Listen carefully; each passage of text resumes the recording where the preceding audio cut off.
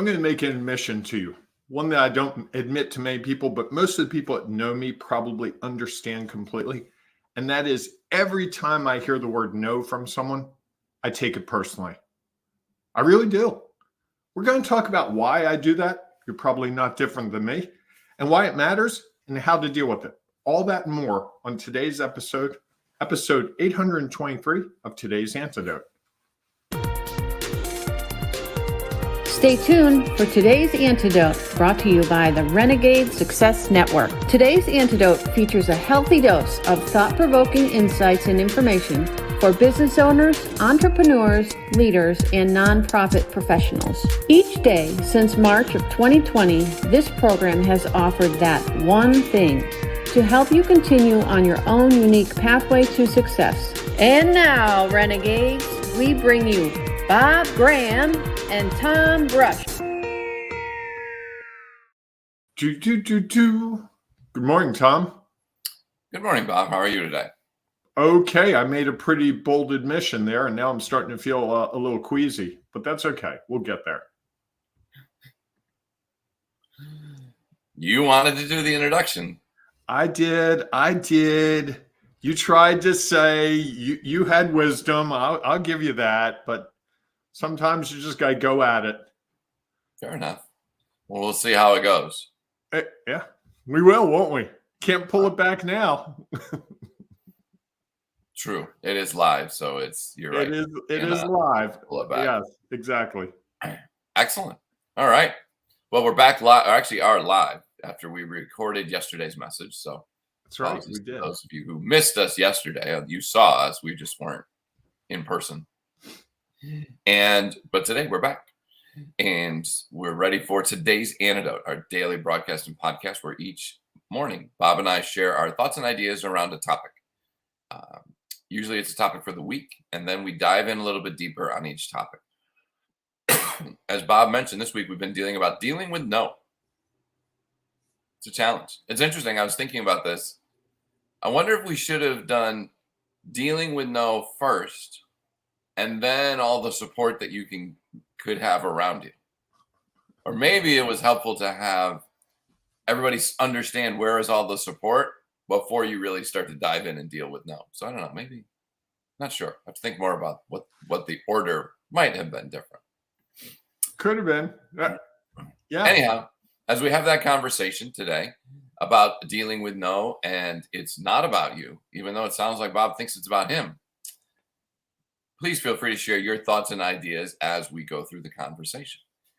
And at the conclusion of that conversation, Bob and I will each offer our one thing, our today's antidote, that thing that we hope will help you figure out, maybe if you're stuck on this and you're uncertain how to take your next step, we'll help you figure out that one thing that might be able to push you forward to keep moving and maybe think a little bit differently about the topic.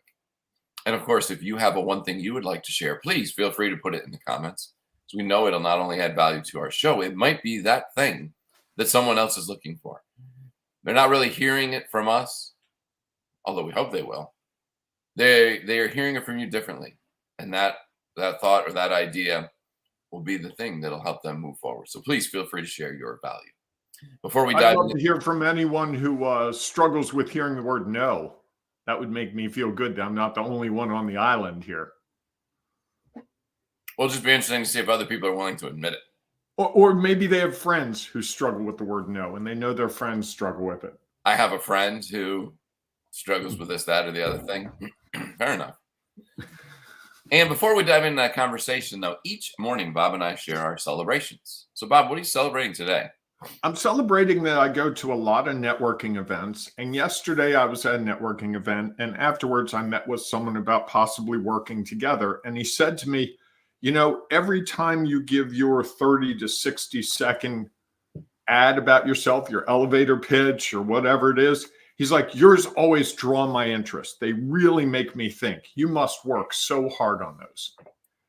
And I thought that was really nice because I really do work hard on those. And it was nice for someone to recognize the effort that goes into it and to also say, I want you to help me to do that. That's what we're actually going to work on. So those elevator pitches, because he said, every time you do it, I stop what I'm doing because a lot of these meetings are on Zoom. And he's like, I can't help but listen.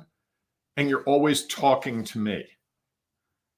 And I thought, wow, and that's what we really want, right? When we do those little commercials for ourselves, you want people to stop and actually pay attention. So I thought it was interesting that someone recognized that just doesn't like fly off the top of your head. Because sometimes you've been to networking events, I know I have, where it seems like someone just was like, oh, really? I have to talk about me and my company? I had no idea that was going to happen. Wow. So I'm Bob and I do this and yeah. Sometimes there are networking events where you don't talk about what you do. There are networking events. Absolutely. Yes, there are. We do one, and there are some others that we've been involved with. Yes, there are. But when you are in that situation where you have to describe what you do, I think what he realized is you have to think about it a little bit, because it can be a powerful opportunity to share your message in a way that some people choose to put effort towards, a lot of effort, some people minimal effort, and that's a choice. Absolutely. And I'm excited to have a new client who wants to learn from me. Excellent. Yeah. Good celebration. So my celebration is that I tell you, there has been a theme for me this year with my nonprofit clients. I have done more work around board management, board training, board common practices. And today, again, I will have a discussion with a group of organizations around sort of some standards around board management and board work. So it's an interesting group that I'm working with. It's a group of nonprofits that are historical nonprofits. No, not you mean they've been around for years, or you mean they work around historical issues or right preservation and those type of things? Okay, all right. I was going to say, they're 200 years old. They might be. Who knows? Could be. And so today I'm going to talk with their leaders who manage the boards, and then next week I'm talk with them about being a board member and what are some of the value and benefits and common practices of being a board member, an effective board member. So looking forward to that conversation today. Can I make an observation about that? Sure. I don't think we as a culture, within organizations, as we grow up, as we go into things, I don't think we have the modeling of those associations and those organizations in our lives the way I think it may have been for older people. I remember when I was a child, my mother and my father were involved in activities in the evening. They worked in their church. My father was an elder as church. My mother was involved in things at her church. They were involved in things in the community. So it became part of the fabric of home life that, one, you were involved in these things. Two, I can remember they would dress up. They'd come home, have dinner, dress up, not dress up like super nice, but nice, keep their work clothes on, go to those meetings. And there'd be discussion around the dinner table about what they were doing. And I don't know that happens so much anymore. And it could be that those lessons about how to do that aren't being cast generationally, and therefore it creates opportunities or holes where someone like you needs to come in and explain to people how the roles fit. And also, I don't know that people understand how to interact with other people, especially in a capacity where it's not, you're my boss, you're my employee, and because I pay you, you have to do what I say. So often the board role is, you're a volunteer, I'm a volunteer. We have to figure out how to coexist and serve each other and serve the organization. But at the end of the day, you're volunteering. You can walk away if you don't want to do what you want to do. And I say that as someone who ran a board for 2 years. And, I had some people that were supposed to work on the membership committee and do some membership stuff, and they never really got much done over that 2 years at times. And I didn't really have any teeth that I could sink into them to get them to do it. Ultimately, it was their motivation. You didn't have any teeth? You couldn't kick them off the board? So you're not doing your job? But if I kicked them off the board, I didn't have anyone to backfill behind them. So maybe it was about you. Because remember, they're volunteers. And They have therein other things lies the going issue, on. right? And it's but we're also seeing the same thing in small business. It is more difficult now, I think, in many ways to one, find employees that want to do what companies need. Two, to get those employees to do what you need them to do. I hear all the time from employers, I just can't get my employees to do what they want to do. I was talking to someone last week and they said, I have an employee who comes in late every single shift. Okay. Why don't you fire them? My problem is if I fire them, I have no one to replace them, so I have to do the work. Okay. I think some of that is, I think that is an overgeneralization of there's no one to replace them. You're telling me in the 3 billion people that we have in this world, you can't find one person to replace them that may not, it won't be them. It'll be different. I think that that's about prioritizing your time to go out and find someone. And I think that I don't think that boards have, I think the challenges that there are today, there are those challenges before. They're different. I don't think people understand because we don't educate them on how to do their job as effectively as they could. And no one is trained. Nobody goes to school to be a volunteer or a board member. You show up and you have certain skill set and you have other things going on in your life and you try to prioritize. And sometimes you're more successful at it than not. Right. So I'm not sure it's that different. And I'm not sure that they were handled that more effectively in the past. I think people's time was different. And so they put up with things that they thought were maybe beneficial that might not have been. Okay. Tom, we've got Ara with us this morning. I had a great discussion with her yesterday. She even was able to have the discussion with me as she was at her auto dealership trying to deal with a vehicle problem. She found a little nook, and we had a really nice discussion despite the fact that she was, I think, around other people. She was not distracted by that at all. So she could focus. I like that. She was focused. Yes. Well, good morning, Ara. There you go. All right. So do you want to dive into this, Bob? I do. So my first reaction when someone says no to me about any idea I give them or working together or you name it, let's go get pizza, and they say no, my first reaction is it's all about me. I made a bad choice. I shouldn't have said that. I go through sometimes it's big. I should have done this, should have done that, what if I had been this? I shouldn't have said that thing 14 weeks ago. Oh, I should have worn a different color shirt today. If I'd worn it, you name it, I can go through it. And then more and more lately, I've been realizing that it has nothing to do with me. People say no for their own reasons, and I can't know what's going on in their head, and I can't control what's going on in their head. They could just be having a bad day. They could have gotten up this morning and just thought, you know what? I'm done with this. I don't want to deal with this guy anymore, and move on.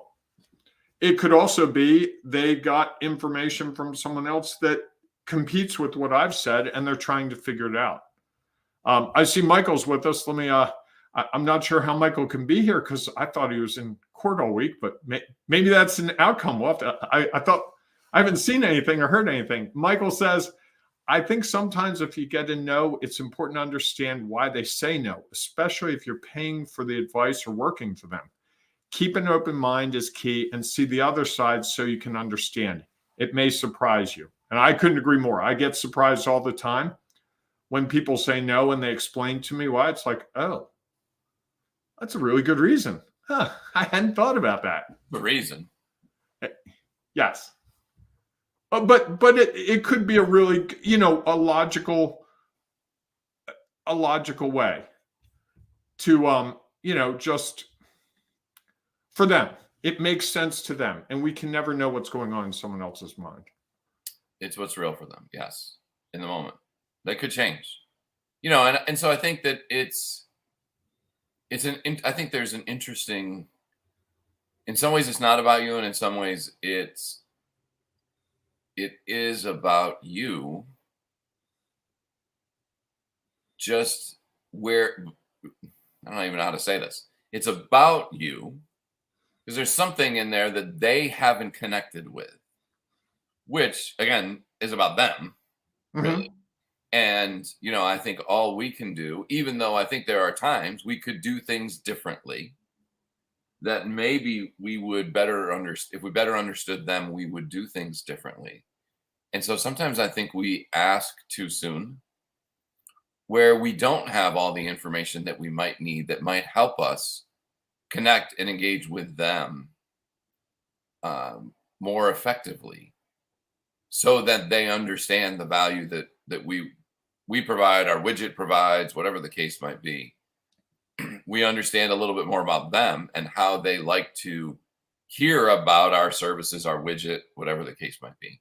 And I think that that's part of it, is that we almost are asking for a yes no response truly before they're probably ready to give a yes no response, and or at least a response to the final decision. I had somebody once tell me that the more times you ask yes no questions and get them to say yes, I'm not sure, I don't know how I feel about this, I have to think more about it, is that if they keep saying yes to other things that are maybe not the final ask, that they'll get more comfortable to say yes to when you actually make the ask. That's the sales technique. Get them to, yes, you have an hour for this meeting. Yes, you have this, you have this. You get them saying yes, because then they're just in a pattern. And versus if the person, so you're getting them to say yes to anything. And I'm oversimplifying a very complicated sales strategy. Correct. And I think that even while I understand that strategy, and I think there's some logic to it, I still think ultimately when it comes down to a question that is a significant question about making a decision, that whether I want to take a little take the next step, I don't know necessarily that all that, yes, yes, yes. I can say yes to a lot of things, and then somebody says yes. It says, hey, would you like to take advantage of my services? And here's what it is, and here's what it costs, and here's that I might independently completely say, yeah, no. So I don't know. It would be interesting to get more data around that. And again, I think that's a little bit about knowing more about the person you're talking to. If there are someone who believes that the more they say yes, the more comfortable they're getting, the more they're getting to know you and you're getting to know them, then I can sort of see how that sort of agreement would lead to an ultimate yes. Aura adds for me, no can be so freeing because it changes my focus on something that needs my attention. It's to be efficient. And I think that can be the case. No does give us the ability. If you say no, if we talk about something, you say no to me, then at least I can move to something else. I might come back to it, but better than, well, let me think about it and let's talk about it some more and all that good stuff. It's different, that's for sure. It is different, yes. Well, and I think when you can get to that point, I think it stops being about you. Mm-hmm. Right? Sort of. Although, actually, as the way she said it, it is about her, because when she gets to know, it frees her up to go do whatever else. So, dealing with the no is about how we move forward with that information. I think it goes back to what I said. It is about you, and it's not about you. Missy had some comments here. Good morning, Missy. Be careful of too many yeses. The occasional no enables me to confirm and clarify and determines what they really want. And are they really listening? Or are they really listening? Yes. Of just saying yes, yes, yes, yeah, yeah. And great. They like the color of the paint, but they don't like the way the cars operates. Yes, you can have them saying yes about things that in the end don't really matter to them. Yeah. It's interesting. Interesting how that all plays a role in how we deal with, and it's interesting. I think it's as much how we deal with yes as we deal with no. And I would imagine we might talk about dealing with yes or what comes after yes next week. I have a hunch. Not to preset things, but odds are pretty high. So yes. Do you have a one thing, Tom? I'm thinking about it. So if you have yours, why don't you go ahead? Well, I think it's something we've said a lot in the last month or two, which is separating the emotion from the no. I think what I described at the very beginning of the program and what so often happens to me is someone says no and my emotions take over. You saw that happen this morning before the program. We were talking about something and I could hear my voice shifting to a more emotional tone as I talked about this thing. And that's just how I think as humans we are. So separating that emotion from the fact, okay, the person said no. It's not the end of the world. I've been told no a number of times. And I think getting over that, it really is not about me. It's not, oh, you should have worn this deodorant or you should have worn this aftershave or your hair's cut the wrong way or your glasses are dorky or whatever. Those are all the things that go through my head. When I can separate that and say, the person just said no. Okay, time to move on. Easier said than done. Yes. And I think it's, and I think sort of reframing our minds a little bit can be helpful. That they're saying no to you, not about you. Right. They're saying no to the question that you asked. Are you interested in my services? Are you interested in my widget? And they're like, yeah, not at the moment. And again, it goes back to what we talked about the last couple of days. Is that no forever? Is it just no for now? Is it, how do we then qualify what that no truly means? And I think that's part of it, that it's not about you as a person. I don't think. I mean, it could be. There's a possibility that you just don't interact in, there's. But even then, it doesn't. I'm not going to change who I am. I'm tall and Right. I'm thin. That's not going to change. If you don't like tall and thin people, and that's the reason you gave a no, guess what? I'm stuck. I can't become short. I can't become. I guess I could conceivably become way more, but why would I? Right? Well, I think some people might.